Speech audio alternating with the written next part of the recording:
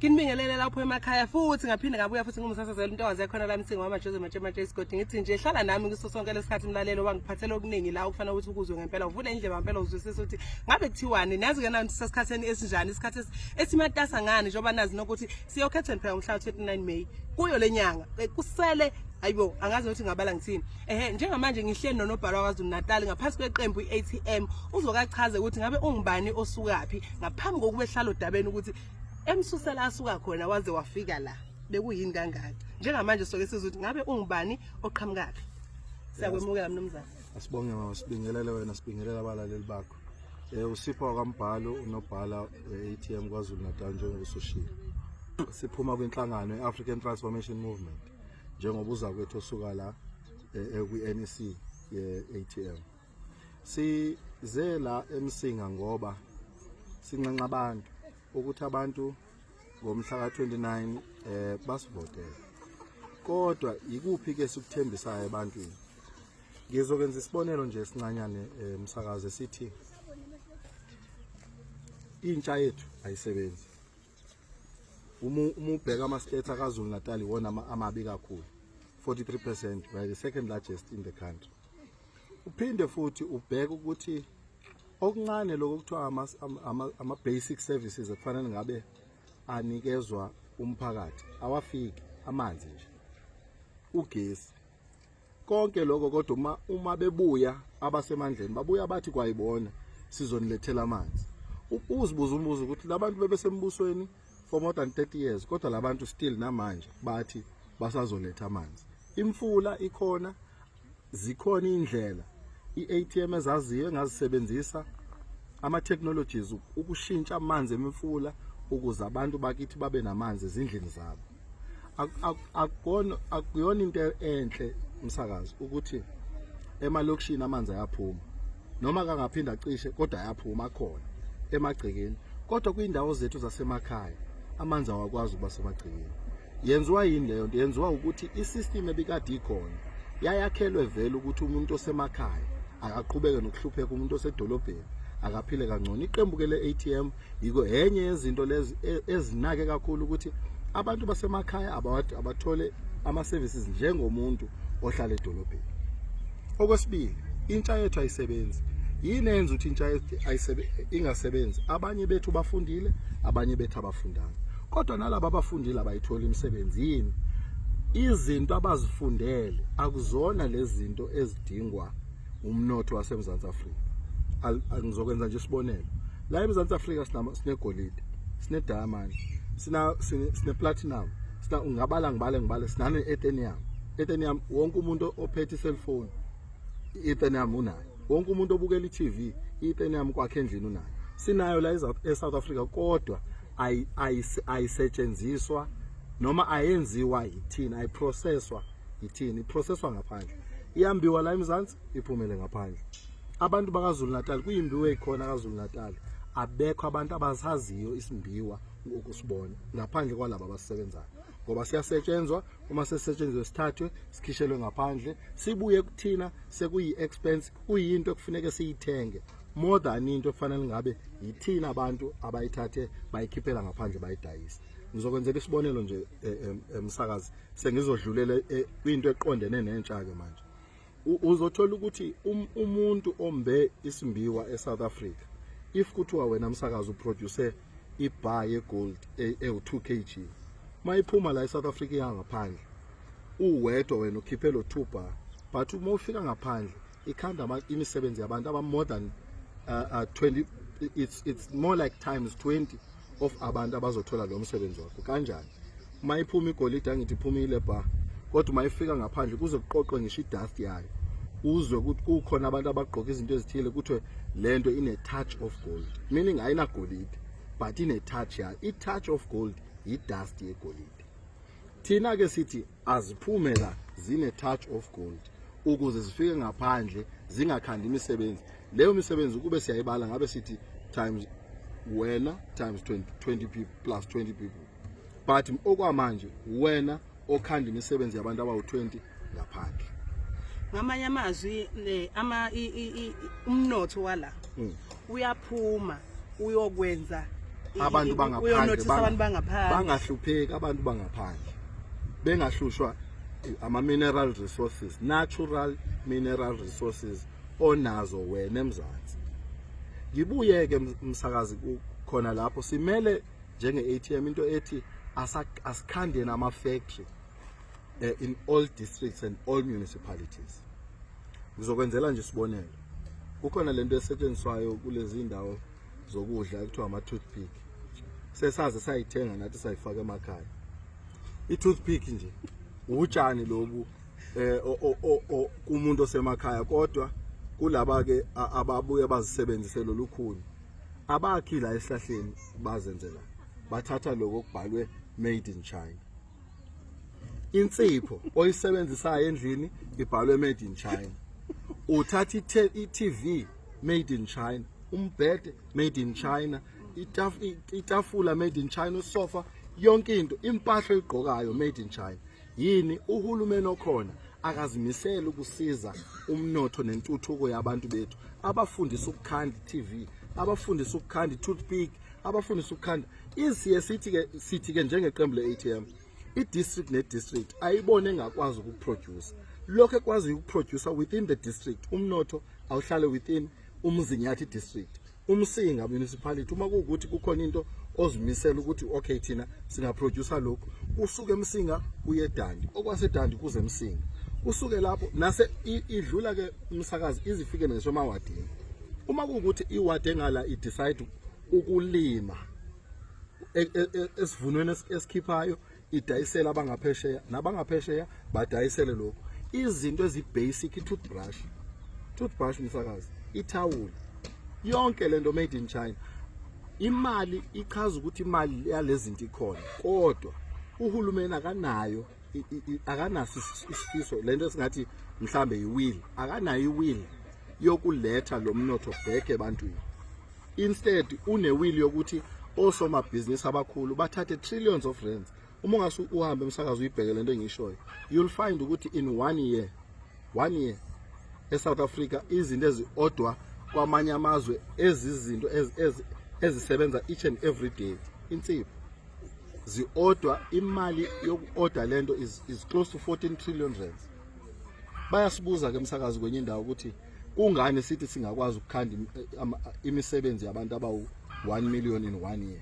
Yingenxa yokuthi toothpick soyakha la, insipho soyenza la, yonke into kufuneka yenziwe asiyikhandela. Sinayo i-ethenium, sinayo i-platinum, sinako ukwenza konke, sinayo ngisho i-material ye-plastic msakazi, indawo sizolanda ngaphandle.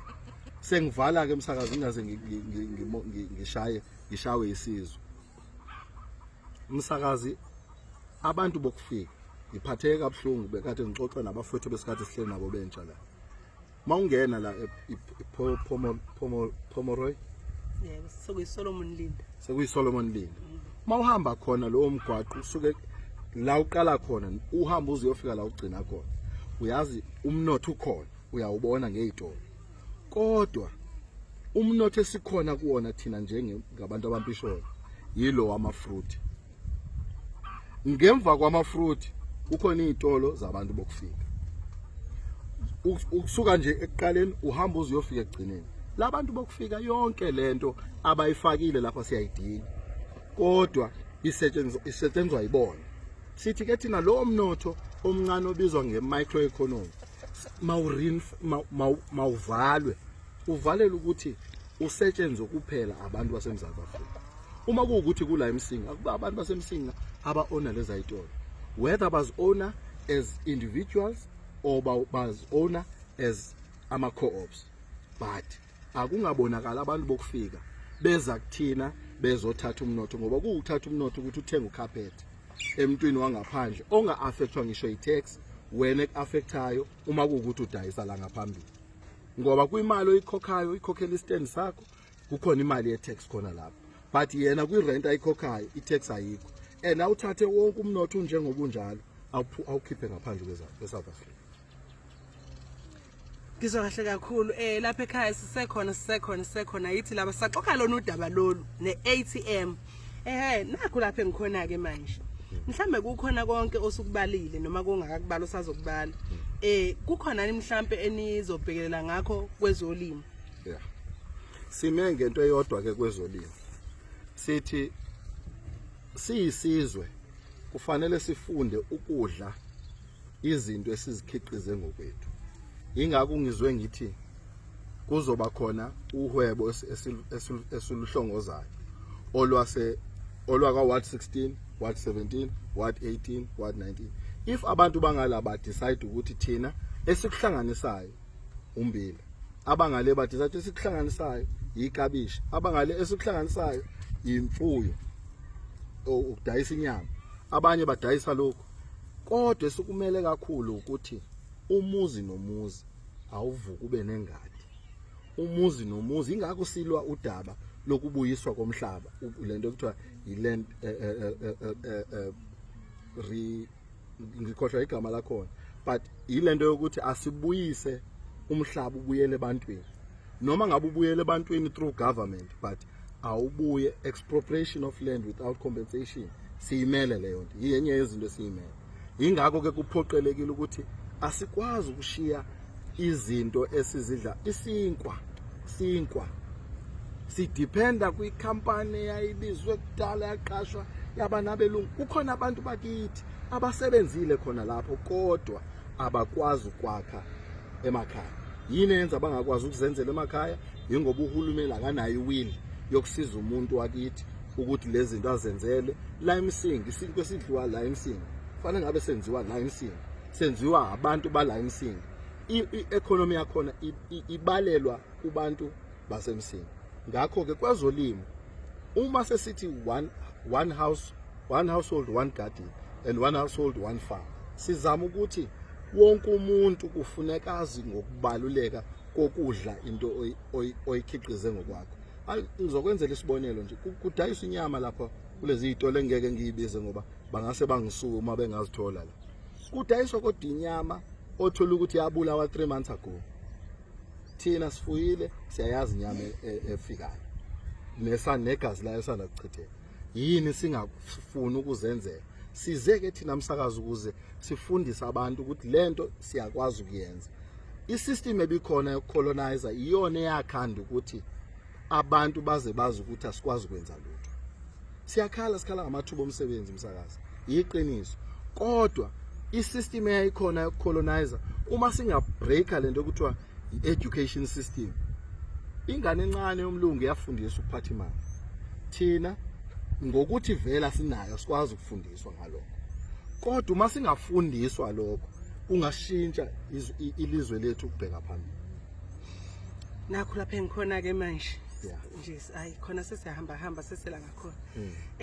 Ngibhekela nje manje. Njengamanje sibhekene nje nempi enzima yobugebengu. Ubugebengu obuxubene nezidakamizwa. Mhlawumbe kulokho khona enithembisa ukulekelela ngakho mangathi nanika ithuba. Iqembu ke le-ATM msakazi lime ngento eyodwa. Uma uyisigebengu uzolimala kakhulu. President uZungula ku manifesto yakhe uma ungahamba uyochecka ngisho ama page e-African Transformation Movement na ku YouTube uzoyithola lento engishoyo. Sihlongoza umsakazo ukubuyisa isigwebo sentambo. Ngithi ngichaze lo. Sihlongoza ukubuyisa isigwebo sentambo ngoba uma kuukuthi umuntu emphakathini akafuni ukuphilisana nabantu, uyabulala manje agwetshwe, abulale aphume isigwebeni aphinda azobulala, omunye athola ibail athi sakwibail aphinda abulale. Lo muntu kushutha akafuni ukuphila nomphakathi. Lo muntu lo simile ke thina sithi lo muntu uma segwetshiwe ke manje ngale ndlela esisho ngayo akuhlala ipanel ezobheka ukuthi lo muntu ngesikhathi correctional service ikhona yini into improvement akhombisa ngayo ukuthi uyafisa ukuphinda phile nomphakathi. Then uma kuukuthi umuntu onjalo angadliwa ke yize kodwa khombisayo ukuthi usanentshisakalo ukuthi aphinde futhi mase kumele ngaphandle aphinde abulale, lo muntu akasuswe emphakathini ngoba akasiza umphakathi. Okwesibili umuntu odila ngama drugs nje, thina lento ekuthiwa u-life sentence manje, thina njenge-ATM sithi leyo life sentence into efanele umuntu owaziwa edila ngama drugs ukuthi ahlale leso sikhathi ejele. U-life sentence ngemsakazi ejele u25 years. Sakubamba thina uhulumeni ka-ATM udila nama drugs uhlala ngaphakathi for 25 years ngoba ama drugs into elethwe abantu bokufika ingakho ke sithi neminotho le ayikivali ivalelwa abantu bethu ngoba labantu bahlala esitolo uzitshela ukuthi wena badayisa lento abayibekile kanti labantu njengoba behleli lapha bashushumbisa zona izidakamizwa siphelelwa isizwe namhlanje abafowethu nodadewethu bagcwele uma drugs ngenxa yabantu bokufika lelo yiqiniso engeke salifihla kodwa uma kuukuthi labantu bokufika sibatreata ngalendlela umthetho osho ngayo umthetho uthi ukuze umuntu okufika run business eSouth Africa he must be able to invest more than 5 million he must show ukuthi uzo investor more than 5 million ukuze aliqale lelo business but manje uhlangana nabantu bevula ama tax shop i-tax shop and into ebhlungu nayi beke yenzeka la koSoweto beyenzeka koThekwini beyenzeka koFree State uthola ukuthi manje lama tax shop asedayisa ukudla ose-expire labantu abathenga ukudla oku-expire sishonelwa yingane namhlanje uthi uyathola esikoleni izingane sezicebuka imilomo oswidaba abadla abanikezwa yelabantu ngakho ke yes simile ngomthetho kodwa futhi siya understand ukuthi lento yomthetho ongazi ukuthi imbangela yini sidila ngokumisa umthetho kodwa sidila nangembangela yalezi zinto lezi mhlawumbe ke ukuthi nje qhwi kancane eceleni futhi kusahambisana khona la sinezinqala sizinda esebenza ezikhona emphakathini ezakhiwa ngiyathemba ziyakhiwa njalo nje khona ezindala ebezikhona kudala ezisasebenza khona ezinje kodwa mawuthi uyabheka zigugile indaba yazo nje iyaphela indaba yazo mhlawumbe ngabe ungathini wakho umbono kulokho ngabe mhlawumbe kuphi okwenza okudala lokho ukuthi zingaphili isikhathi eside zibe njengoba ubona umgwaqo ayibona unjani izinto eziningi nje ziyafa angazi ngayibeka kanjani noma uyayithola yini umbuzo wami la ngithola kahle okokuqala umsakazi ifuna sazi ukuthi uma uzothenga kwenzele isibonelo uma uthenga imoto yinto yokuthi uhambe ngayo isikhathi esithize uyiservice yonke into oyisebenzisayo imelwe ukuthi uyiservice uma kuukuthi umgaqo usukhandile kodwa lo mgaqo awukhandanga ngequality ngoba naku bekujahwa imali yokuthi akusheshe phela icontract uthola ukuthi icontract ebikade ibiza u10 million kodwa umsebenzi output u2 million ngoba bekujahwe ukuthi kudliwe u8 million leyo nto leyo thina sithi okokuqala enza sure ukuthi umsebenzi uma ukhishwa umsebenzi ozokwenza noma lo msebenzi uma kuukuthi umgaqo lo mgaqo awube ngangequality yemali ephumile okwesibili unama clinic ufike wakhe ama clinic kodwa awubaqasha abantu bokumaintaina lama clinic ukuthi abe right unezikole lento basingayikhuluma kahle nje umsakazi singayibeka ngegama elilodwa lokuthi into eyenza izinto zingamaintaineki yileli gama elikhulu eseliveziwe eSouth Africa kwathiwa icorruption ngoba uma singaye emabhukwini ungathola ukuthi emabhukwini umgwaqo ulungisiwe ungathola ukuthi yonke lemigwaqo lesikhala ngayo mina nawe esiyibonile sizala nakwezinye indawo ungathola ukuthi uma uye emabhukwini kuthiwa hayi lo mgaqo bokade wakhiwe uma uthi uyabheka hawu umgaqo oqedwe 6 months kodwa uzunama potholes amangaka uthi uyabheka kwenye indawo ukuthi umgaqo wakhiwe ukhandiwe kanti akukhandwa ngamgaqo ukhandwa igravel uyayizwa into engisho so thina njengeqembu le-ATM City yonke imisebenzi eyophuma yezingqalazizinda my service my maintainwe ngohlobo olufanele ukumaintaina kuzokhanda ukuthi kube khona imisebenzi yabantu yebo ukuthi imisebenzi ayikho imali iyashoda ayikho imali eshoda eMzantsi Afrika ngoba imali ye-maintenance ikhona kulama budget uma usuyibekile iclinic ikhona imali ereservoir from the Department of Health ebekelwe ukuze maintain lesibhedlela but it is isibiza ngewill uma ukuthi isifiso sokwenza lokho awunaso uyayiyeka njalo okwesibili asikho isidingo sokuthi kusuke umuntu kulesigodi ahambe distance ende ashona intaba ejahana neclinic njengoba ama studies enziwe ama stats ekhona la kufanele kube khona iclinic, la kube khona isikole, la kube khona ukuthi zonke lezi. Kodwa ke msakazi sengivala mina, uzongiphinda ungishaye ngalozo ngishaya. Ngathi asikakavala. Into yokuthi yonke lento uma ungathi uyayibuka kuphele ubuntu, which is one of the core things i-ATM efuna ukuyibuyisa emphakathini. One, uma kuwukuthi ubuntu bebukhona, ubuntu benza ukuthi uma ngidla nawo. Ubuntu benza ukuthi uma kukhona imali ebekelwe ukwenza ukuthi ngingafiki mina ngizothatha leyo mali ngiyenze okunye, angenze phela lokhu le mali ebekelwe kona. Ubuntu benza ukuthi uma singabuyiselana ngobuntu, ubuntu bethu njengabantu abampisholo, benza ukuthi ngingalichitha igazi lakho. Kodwa msakazi futhi ngingafisa ukuchaza nalokho, akubona ubuntu bokuthi uhulumeni athi odadewethu abana 13 years abangakhulumi nabazali uma bekhipha iziso. Phela leyo nto lo mthetho lo washawayo enye yezinto ezenza ukuthi thina siphatheke kambi, ngoba siyinhlangano esukela kumakholo, siyinhlangano futhi esukela emakhosini.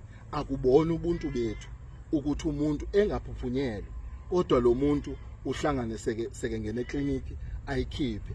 Kahle leyo nto leyo into eyosenza sihlupheke njengesizwe ngoba ayivumelani nomveli. Yingakho sithi thina ongcono buyisa ubuntu ebantwini. Uma ubuyise ubuntu, abantu kudala babekade kuthiwa noma kukhona umuntu ofika endaweni babolekana izimpahla. Uma ngithi impahla ke sisingichaza ukuthi babolekana imfuyo, inkomo, bananelane ukuze baphilisane, bakwazi uma seyizele lapha kube khona ukudla, kuphuzwa amasi, kwenziwe yonke into, mise ku right aphinda ayibuyisele kulomuzi obekade inikeziwe. Abakwaziyo baphume bayomkhandela ingadi ukuze azi ukuthi la ukuze aphile kufuneka elimiwe. Leyo nto ubuntu bethu engafanele nangelilodwa ilanga sizenyeze ngobuntu bethu. Yingakho ke sithi konke okukhona uma singabuyisa ubuntu nje bodwa buyokhanda ukuthi sibe isizwe sinokuthula. Akekho umuntu ongafuni ukwenza udlame, yonke lento enye khona oyibonayo angeke izibe khona. Hayi-ke sekumbuzo manje owandulela ogcina. Alright. Nangumuntu oneminyaka engama-36. Umuntu omncane lo, ngiyethemba ukuthi uyambona ungakanani. Nje iminyaka yakhe ingako nangeshaya phansi ngonyaka uthi uba angivoti. Ngesimo sokuthini uma senginale minyaka angisaqashwa ndawo. And uma uthi uyabheka lokhu ngaqashwa ndawo kwakhe mncane lo muntu, akeze usuka neyoba lapha emgwaqeni ebamba abantu, akukheqa abantu, esatha amafoni waphela akasazoqashwa ndawo lo muntu. Mhlawumbe lento nguyibami yandisa ubugebengu, yandisa amathuba amaningi obugebengu ukuthi izakwazi ihlupheke zibanjwe nazo mayibuye emholweni. Mhlawumbe kulowo muntu osenaleyo minyaka njengoba engasavumeleki ukuthi aqasheke, mhlawumbe ungathini?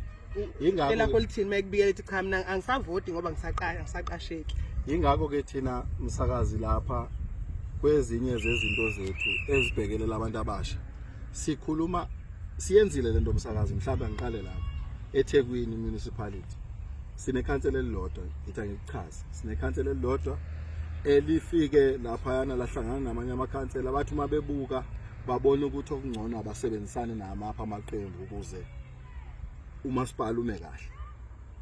Sakulwela ukuthi umshado, angifuni ukuthi bashada ngoba uma phela uza kwenu enza kambi thina siyamtshela nje straight ukuthi lena ke manje uyenza kahle, kodwa le uyenza kahle. Kuleyo nto leyo ATM imile yathi umuntu ayikho lento ukuthi uma uqashwa, okokuqala abafowethu nodadewethu kufuneka experience.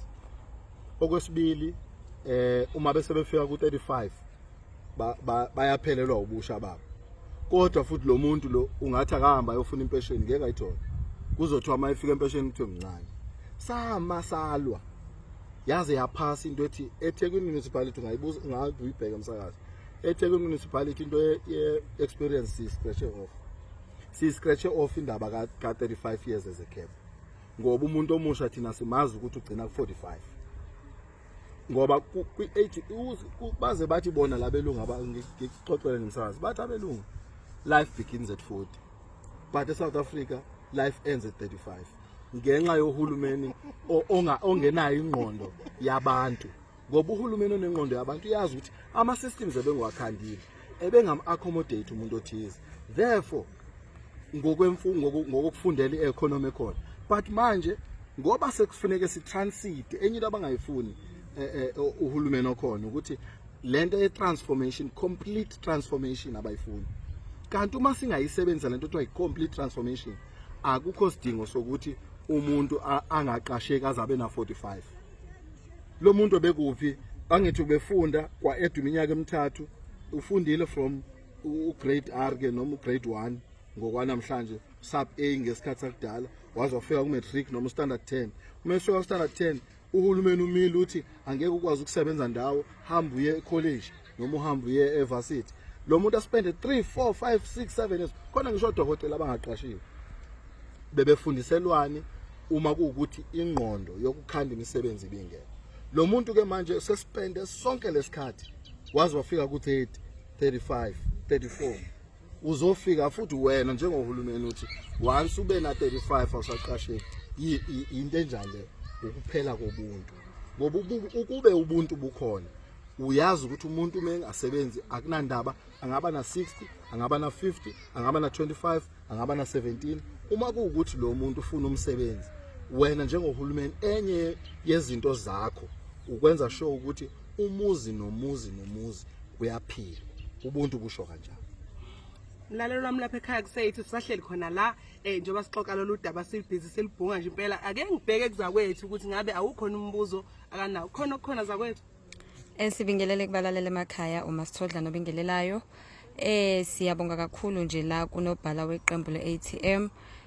Siyajabula ukuthi kuningi enisichushisa kukho neniqaphelayo kakhulu.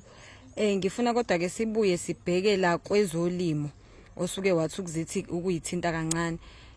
Isikhathi esiningi siyayisibona ukuthi kuyaye kuthwela kwezolimo abalimi abaxhaseki kahle mabexhaswa ngayedwana engathi bengaba imphila ndawonye behlangane belime ndawonye.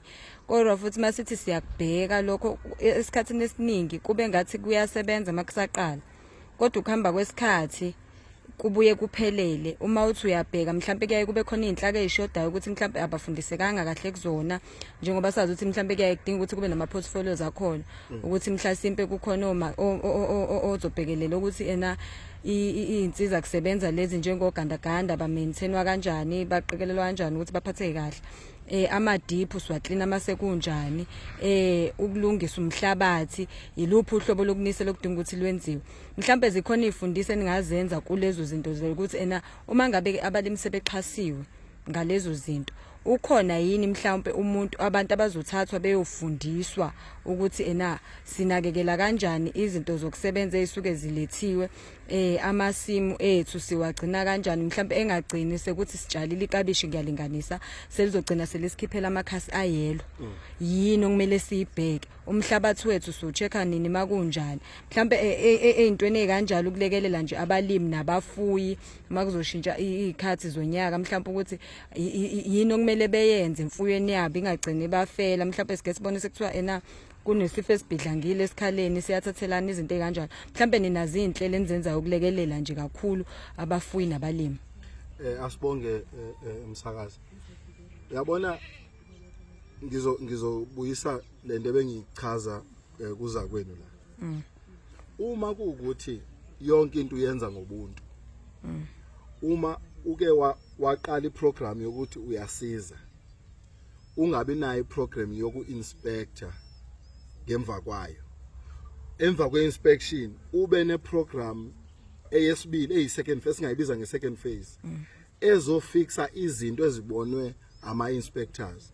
If awunazo those 3 legs of assisting, noma ngabe kuthiwa yini oyi-assistayo, if uzo-assista awuzukubuya ubheke ukuthi lento oyifakile ufaka ugandaganda, wafaka ama-chemical, wafaka kwabathanda izilwane, wafaka izilwane, kwabathanda ukutshala wafaka ilokhuzana, izitshalo, izithombo. Uma kuwukuthi awunayo indlela yokuthi within the same season kube khona i-department ehambela ukucheck ukuthi lento engisize ngayo abantu iyabasebenzela yini abantu. Ngoba okunye uyothola ukuthi kuyothathwa i-chemical kulabo abasebenzisa izithombo, uthatha i-chemical engafanele ngabe bayisebenzisa kulomhlabathi lo la engasebenza mhlambi ngenza isibonelo njengokuthi ingasebenza kumhlabathi waseThekwini noma kumhlabathi wasogwini uzoyithatha uyifake eMsinga ivele ifike eMsinga ishintsha inhlabathi yakhona ingabe sakhipha lutho lento engiyikhuluma umsakazi sike sayibona kakhulu la Eastern Cape mawungena nje Eastern Cape usuka ngala udlula nje eKokstad uthi uyangena kukhona indawo lapho engamasimo amakhulu omphakathi belima khona izinto ezahlukahlukene kwafika ichemical engeyona ekhandelwe ukuthi isetshenziswe kulomhlabathi nje namhlanje uma usudlula khona sekuyindawo yokusika amaplanga ngoba kwafaka ichemical emhlabathini engawufanele thina siyabantu sisebenzisa umquba ngazi umquba nibiza ngani impela umquba sisebenzisa umquba kodwa futhi akhona ama chemicals afaniswa nomquba ngokohlobo lomhlabathi uma sisebenzise lokho ngeke isitshalo sife uma kuukuthi abantu bethu batrainiwe kahle uphinde wena njengohulumeni ubuye uzobheka ukuthi le ndlela bengibatraine ngayo basenza ngayo yini uphinde ubuye phela uzothi emva konyaka senenze kanjani emva kwalokho yini enibona ukuthi nisangasizwa ngayo inkinga ke sinohulumeni basakazi bami abanje othi ngimnikile akayibonele kanti iqiniso lithi uma unginika ugandaganda ngingakaze ngihambe ngogandaganda for sure ngizophula uma sengiwuphulile ungakaze ungifundisele noma kube khona umuntu okubona labantu kabahlanganile obahlanganisile eco-op bamtrainela ukumaintaina lo gandaganda uma engekho lowo muntu kuyacaca ukuthi still lo gandaganda uzofika namhlanje phela 6 months lo gandaganda ufile akusekho lutho kanti njenge-ATM thina sithi you must have all the steps correct umuntu uma umnikezile insiza kusebenza mlandelele phela okay uyakwazi ukuqhuba lokho emva kwalokho bayalekha la buya uzolungisa hlala usebantwini njalo ubuntu busho kanjani ngithemba kuphendulekile ngiphendulekile kahle kakhulu sesigoqa ke manje sesiyagoqa ke manje nangokumlalela lapha ekhaya ubhekile manje uthi yakhona lenkulumo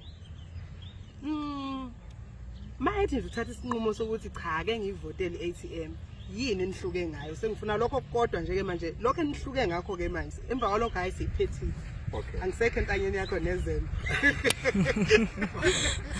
ayasibonga umsakazi uyazi ukuthi uma ulalela kuyona yonke into engibekeleyo ngineshow nomlaleli ekhaya uyabona ukuthi lesihluke ngayo ubuntu umsakazi abuvuma ukuthi ngithi uma nginikezwe amandla iqala phela nomsakazi iqala ekuthini umuntu abe yikhansela lala ka Ward 16 asuke Ward 16 ayokwakha kwenye ward ngoba nako ethi akafuni abantu bendawo bambone ukuthi usethuthukile uthuthuka ngani uthuthuka ngama project adalelwe le ndawo abe nezinto athi uyofihla ilanguage ekhona umsakazi lelanyaka kodwa iATM ithi sakuthola waba yikhansela lase Ward 16 uhlala khona yoze kuphela ithemu yakho ngoba abantu abakuvotele bala labantu kufuneka uma benezikhalo zakho ubuntu buthi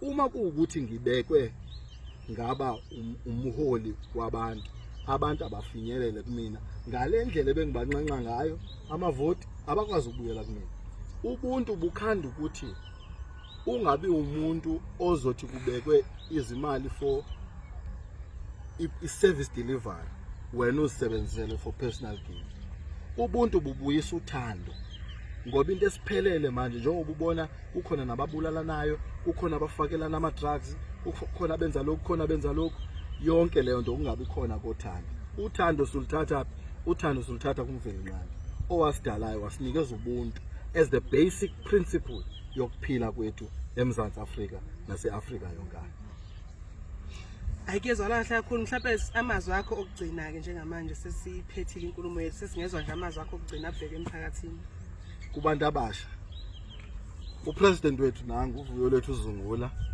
ningamgooglisha kuona wonke amakhasi okuxhumana ukhona ningamtholi neAfrican Transformation Movement lingayithola ikhona kwezokuxhumana yonke Facebook Twitter Instagram yonke lento ikhona siyacela uma kuukuthi awungizwanga mina awukuthatha isikhashana nje sakho ngiyakuncenga uhambe uye lapho kule makhasi ufike ubheke umlalele umuntu lo upresident uZungula owama walwela iphalaphala wayiveza wayisa ngisho ku-public protector umuntu lo sikhuluma ngaye omile walwela isizwe simpisholo ukuthi yini amabhangi asebenze ngalo lihlobo ayenze ngalo ukuthi abantu abamnyama bacharge irate ephezulu kodwa abantu abelungu bacharge irate ephansi umuntu lo omile sike into bese ngikhohlwa la hawu mlalele ekhaya bese ngikhohlwa uyazi ukuthi kukhona amabhanga awisi randi lase South Africa uvuyo Zungula okwazile uyivusa leyo nto